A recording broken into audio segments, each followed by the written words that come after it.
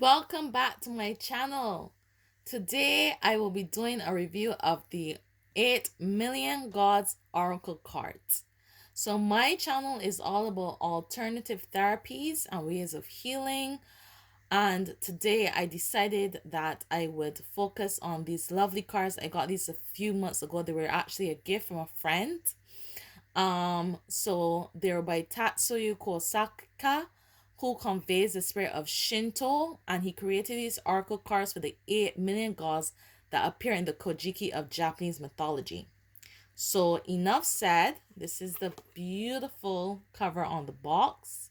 As you can tell, there's kanji, Japanese language, over it. This is the side. It's a very sturdy hardcover box, which I love. And inside comes a booklet that gives you information that you can help interpret the oracle cards. It's all in Japanese as well. And there are pictures with each of the cards, the meanings that you can see for yourself. So if you're fluent in Japanese, it'll be very useful for you.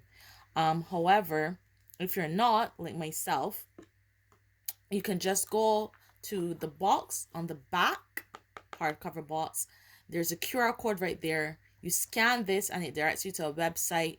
Open in Google Chrome and it actually translates to you, and you can see the meanings and just help you define what exactly the cards mean. So now let's look at these beautiful cards. So the cards are all backed in this very beautiful gold backing, which I just love. I'm going to give an idea of how firm they are.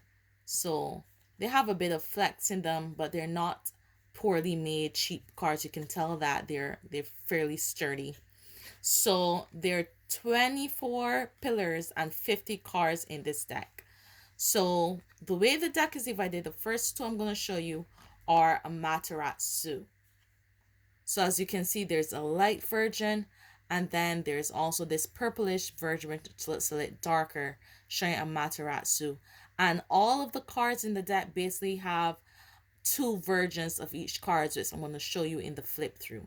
So I'm going to move this box a bit out of the way that we can look at these cards now. I'm so excited. I hope you're excited. So these 8 million god cards not only depict fortunes, but they also receive messages of the gods written in the deities of the gods of the Kojiki, and is made to be useful in daily life. So looking at the two different decks like I mentioned, we're going to have a darker version and a lighter version.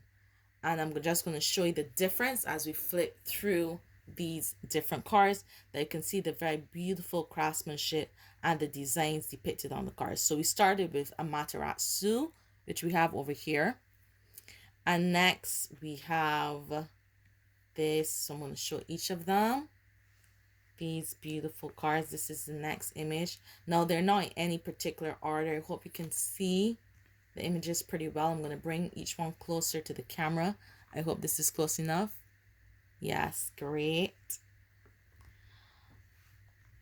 And another set. So unlike general oracle cards, you can not only receive messages, but you can also learn about the deities and virtues and benefits of the gods in Japanese mythology for these cards. And these were the number one reason why I decided to get these cards, because I wanted to learn a bit about Japanese mythology and the Kojiki. So just as people have various personalities and roles, so do the Japanese gods. And I found that to be very interesting.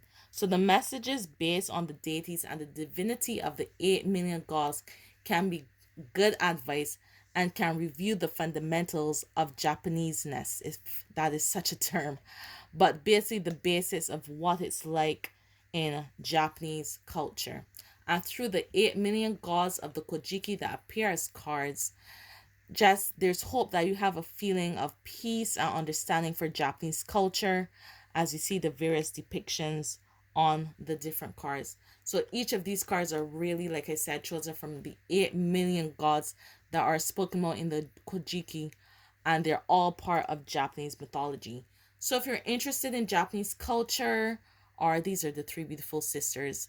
But if you're interested in Japanese culture, are just interested in their mythology, in their gods, I definitely would recommend getting this set because they are just so beautiful. Or if you just want very pretty, unique, beautiful looking oracle cards, I would suggest these. I use these for my own personal readings. Um, and they're just gorgeous. Like I said, they were gifted to me by a friend. They're not tarot cards, and there's a myth that with tarot cards you shouldn't buy your own tarot cards. That's the myth, from what I understand. But they should be gifted from you to you. But in any case, my friend actually bought me a set, and I bought her a set. So even though they're oracle cards, we still didn't actually buy our own. We gifted them to each other. Look at these lovely imagery. And as you can tell, like, it's not just the border that's different. Like, one is orange, one is blue, but there's slight variations in the actual drawing. Like, you can tell right now he's wearing a slightly brighter robe and he's wearing a darker robe. So there are different variations within each and every card. And you can tell here, look at her dress. Like, she's wearing a light cream dress with a red flowy skirt. Well, this is more of a darker color, and the tones and the background, like this is evening versus later morning time in the day. And here we have, this is obviously spring. You can see the sakura blossoming in this one, while in this card is withered away. So you basically can tell and review the messages these cards are telling you based on which cards you draw. So even if you get a particular god, it's about which of the two of which card exactly draw for yourself.